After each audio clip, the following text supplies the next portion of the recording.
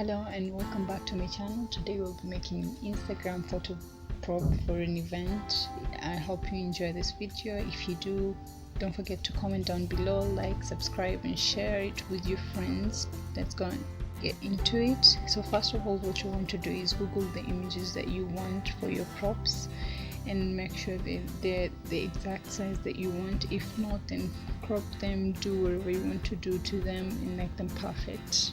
I used Photoshop for this project, so what I did is I took my time and adjusted everything where I wanted to be exactly the size that I wanted to be. So take your time while doing this. You don't want to see the mistake while printing it because you'll have to start all over again. Follow me behind the scenes on my Instagram page at Little DIY Corner. Thank you very much. Now let's continue.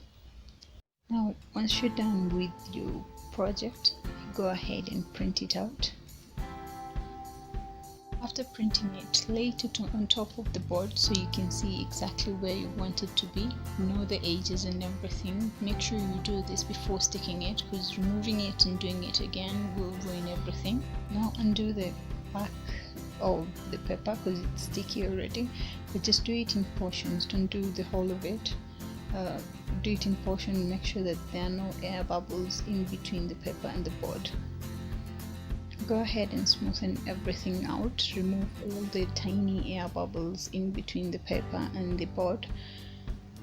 Be gentle at this point because you can rip off everything. Just be gentle. Use something that's not very sharp, something that can push away all the air bubbles off.